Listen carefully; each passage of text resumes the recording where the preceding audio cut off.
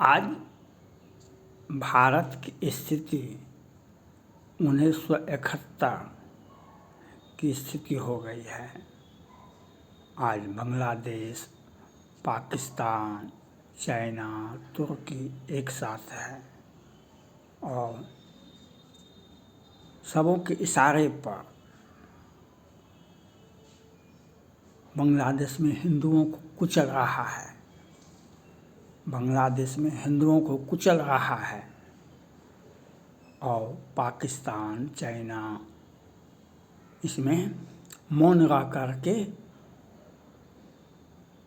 समर्थन, हथियार सब कुछ दे रहा है। कल एक पत्रकार, भारतीय पत्रकार ने कहा कि चीन का सेना नेपाल में पहुंचा हुआ है। ये वही पत्रकार हैं जो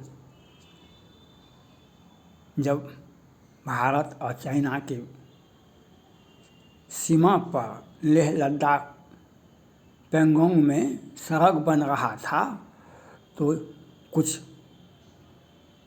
पत्रकार बंधुओं ने एनजीओ बना करके सुप्रीम कोर्ट में याचिकाएं दायर की कि नहीं, 4 मीटर से सड़क चौड़ी होगी तो पर्यावरण का खतरा होगा।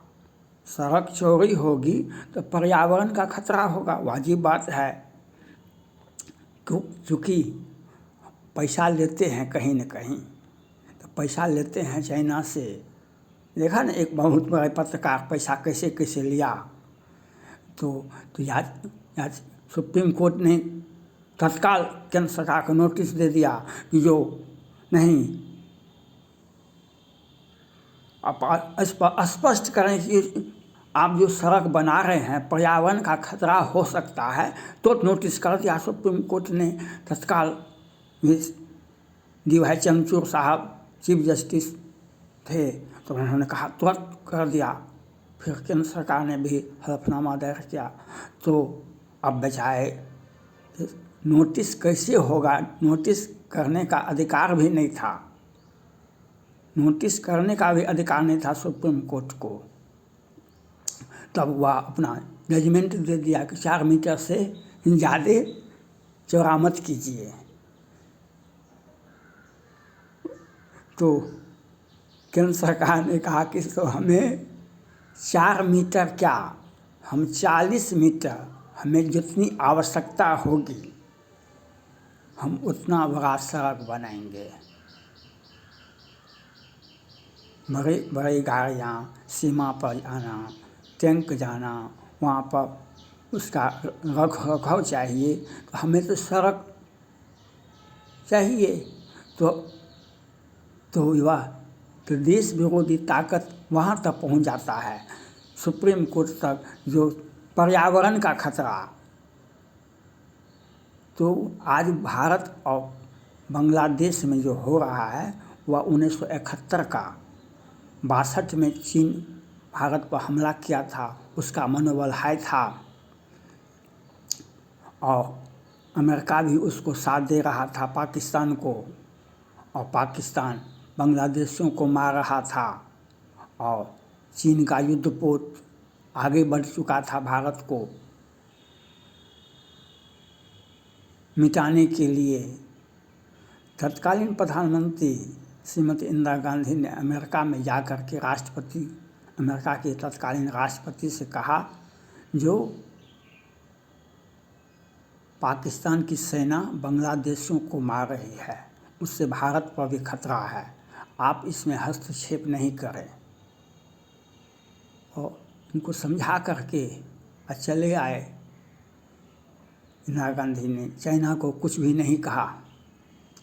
तो हमें वह 1971 हमने पाकिस्तान की सेना को आत्मसमर्पण करने के लिए बाध्य कर दिए, लेकिन असली बात यह हुआ कि हम चाइना को 62 का बदला ही नहीं लिए, चाइना को बीच चौराहे पर लाके खड़ा कर दिए। तुम पाकिस्तान के साथ जाओ कि अकेले जाओ कि जहाँ भी जाओ, हम 62 में युद्ध नहीं लड़े तो हम लोगों ने कहा कि आप हार गए।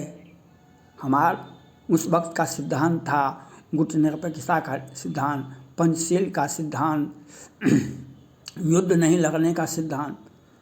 तो 8 साल के बाद ही 62 में वो हुआ और 68-69 में श्रीमती इंदिरा गांधी प्रधानमंत्री बन गए, 71 में ये युद्ध हुआ भारत पाक।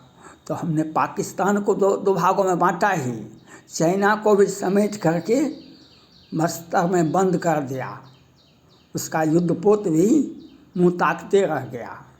उसके बाद कोरोना काल, ट्रम्प साहब थे, पेंटागन ने आदेश दिया, पेंटागन को आदेश दे दिए ट्रम्प साहब इस पर बम गिरा दो। बम नहीं गिराया, लेकिन उनको इतना बड़ा आर्थिक नुकसान हुआ चाइना को, जो उसका देश की कंपनियां आज बांग्लादेश और पाकिस्तान का जो आर्थिक स्थिति है उससे बदतर है चाइना का स्थिति। कोई भी कंपनी वहाँ पर नहीं है, वहाँ का आर्थिक सभी लोग बेरोजगार बैठे हुए हैं। उसके सामान की आपूर्ति कहीं नहीं होती है, वह भेज देता है, सामान नहीं बिकता है, तो पैसा कहाँ से आएगा? सामान बिकेगा तब तो पैसा आएगा। तो आज चाइना को, तो यह हमें भारत के प्रधानमंत्री नरेंद्र मोदी जी अच्छे से समझ रहे हैं। और ये जो हवा खड़ा किया जा रहा है, जो बांग्लादेश, पाकिस्तान, चाइना, तुर्की, सारे के सारे, हमें तो अच्छा हुआ जब Pakistan, Qatar, Iran, Iraq, Syria, Lebanon, Turkey सबको इजराइल ने सीधा कर दिया। कुछ बाकी नहीं रहा, कुछ बाकी भी रहा तो वह भी हो जाएगा। तो ये दोनों अगल बगल में थे, ये मुख्य भूमिका में नहीं थे, ये पाकिस्तान और बांग्लादेश। तो ये अब मुख्य भूमिका में आ गए। इजराइल भी बैठा हुआ है। आज ट्रम्प साहब की जीत क्यों हुई? ट्रम्प साहब की जीत इसलिए हुई, उन्होंने अमेरिका की जनता की आवाज़ दी, हम चाइना को कुचल देंगे, और जनता ने उनको अपने सर पर बैठाया, तो उस लाभ मिला। तो आज चाइना आ जाए बीच में, ये पाकिस्तान क्या है, ये बांग्लादेश क्या चीज़ है, इन्हें मिटा दिया जाएगा इजराइल। और इजराइल आगे रहेगा तो विश्व जितना भी नाटो देश है, नाटो देश कोई भी इजराइल के सामने कुछ बोल नहीं सकता। फ्रांस ने कुछ बोला, वहाँ के प्रधानमंत्री ने फिर वो अपना बयान वापस कर लिया, क्योंकि ये जो इस्लामिक स्टेट है, ये जो हिजबुल्लाह, हुती, लेबनान, हमास, ये विश्व के लिए खतरा है, ये विश्व के लिए खतरा बने हुए हैं। इनका हमास का क्या था, घोषणा क्या था, हम क्रिश्चियन को मिटा देंगे।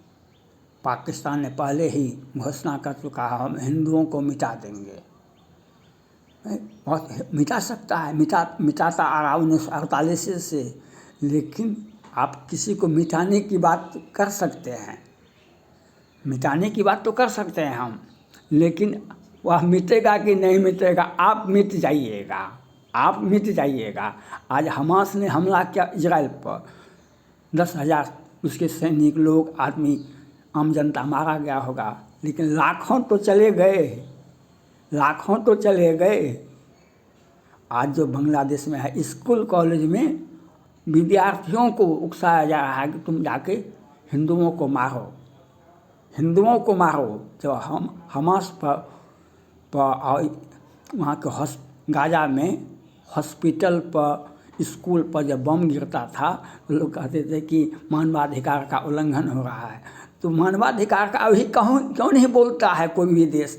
जो स्कूल के छात्र पढ़ने के लिए गए हैं, वह हिंदू विरोधी उकसावे में क्यों आए? वहाँ पर अब तो इजराइल को तो मौका मिल गया, भारत को मौका मिल गया, स्कूल कॉलेज पर भी बम गिरेगा।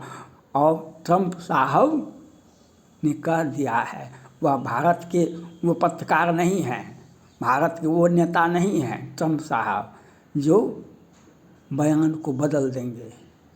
वे अमेरिका का कोई भी राष्ट्रपति जो बोलता है वह करता भी है, और बम गिराने में बहुत विलम्ब नहीं होगा। जापान के बाद अगर बम गिरेगा तो चाइना पर, ये पाकिस्तान, बांग्लादेश पर, जापान में बम गिरा था ना, और इजराइल ने अभी मारा ना, कोई भी देश बाकी नहीं। तो ये दो देश पाकिस्तान और बांग्लादेश। चाइना तो चालाक है, चाइना किसी भी युद्ध में नहीं जा सकता है, किसी भी परिस्थिति में युद्ध में नहीं जा सकता है, क्योंकि वह युद्ध में भूल से चला गया, युद्ध में भूल से चला गया।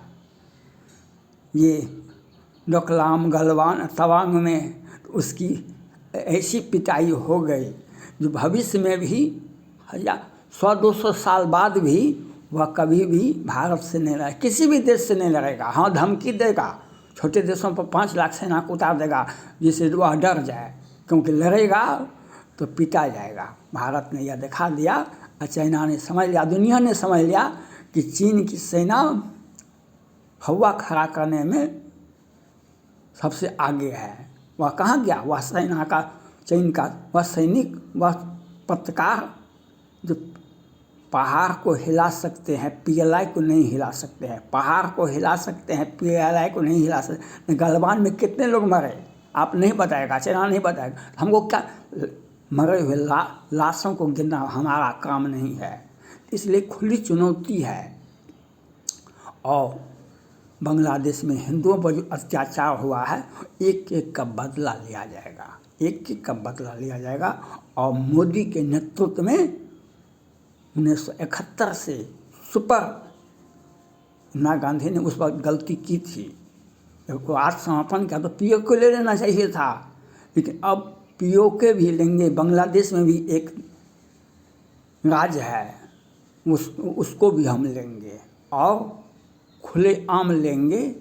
वह आगे बढ़े, उसकी चुनौती को, बांग्लादेश की चुनौती को, पाकिस्तान की चुनौती को, चीन की चुनौती को, जब 1971 में, आज से 50-60 वर्ष पहले श्रीमती इंदिरा गांधी ने अमेरिका, चाइना और पाकिस्तान को धक्का बताते हुए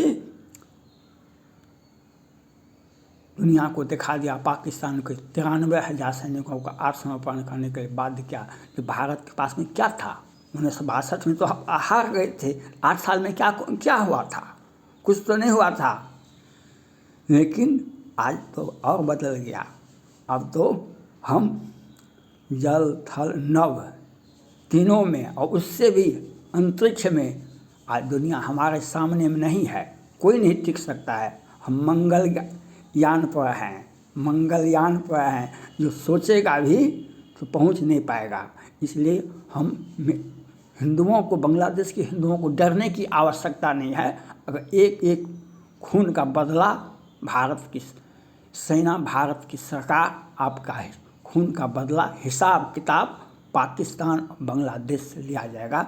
इसके लिए आपको घबराने की बात नहीं है। मैं बांग्लादेश के हिंदुओं से, मैंने पहले कहा है, आप रामचरितमानस पढ़िए, आप हनुमान चालीसा बच्चे पढ़ेंगे, आप रामायण पढ़िए, अष्टयाम कीजिए, अनायास संकट मिट जाएगा तुलसी का, अनायास संकट मिट जाएगा तुलसी का। आप धैर्य बना के रखिए। ये आतंकवादी जिहादी खुद मारने के लिए, आप देखते हैं ना, जब लाइट जलता है दीपावली में तो कितनी कीड़े पतंगे आ जाते हैं, वह मरने के लिए आते हैं। हिंदुओं पर जो अत्याचार करेगा वह खुद मिट जाएगा, मिटने के लिए बाध्य हो जाएगा। हम चाइना को सीधा कर सकते हैं, तो बांग्लादेश और पाकिस्तान क्या चीज़ है। इसके लिए हमें घबराने की आवश्यकता नहीं है। A strong will always success in your life. Thanks.